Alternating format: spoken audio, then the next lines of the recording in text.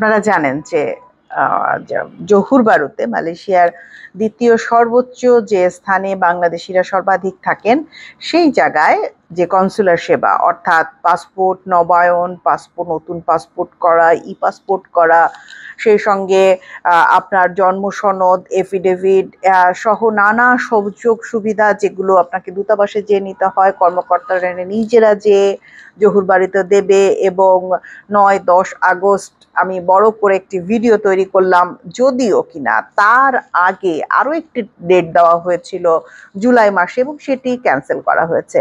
দুঃখের সঙ্গে জানাচ্ছি যে দ্বিতীয়বার দেওয়া তারিখটিও ক্যান্সেল করা হয়েছে এবং এই ৯-১০ আগস্টের যে তারিখ এটি ক্যান্সেল করা হয়েছে। তবে একটা পাশ দিয়ে একটা চিকন করে একটা সুখবর রয়েছে, সেটি হচ্ছে পাসপোর্ট যাদের তৈরি হয়েছে তাদের ডেলিভারি দেওয়া হবে, অর্থাৎ দূতাবাসের কর্মকর্তারা সেখানে যাবেন এবং পাসপোর্ট ডেলিভারিটা দেবেন। কিন্তু আর যে সকল আবেদনপত্র গ্রহণ বা অন্যান্য যে কাজগুলো রয়েছে সেগুলো তারা করবেন না।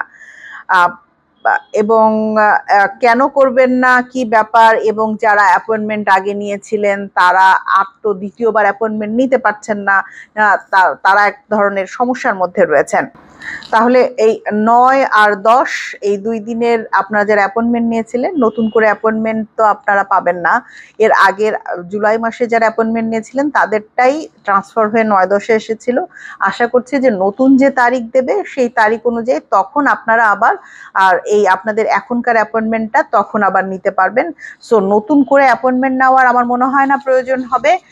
কিন্তু সবচেয়ে বড় যে সমস্যাটা দেখা দিয়েছে, আমি কমেন্ট সেকশন পড়ছিলাম, জহুর বারুতে কাজ করেন যে সকল বাংলাদেশি রয়েছেন তারা খুব আক্ষেপের সঙ্গে বলেছেন যে তারা তাদের মালিকের কাছ থেকে ছুটি নিয়েছেন এবং হঠাৎ করে এটি বন্ধ হয়ে যাওয়ায় আবার ছুটি তারা বাদ দিয়ে কাজে ঢুকতে পারবেন কিনা, বা পরবর্তীতে আবার যখন তারিখ দেওয়া হবে তখন ছুটি নিতে পারবেন কিনা, এই বিষয়গুলো দূতাবাস কর্মকর্তারা মাথায় রাখবেন, এটি তারা অনুরোধ করেছেন।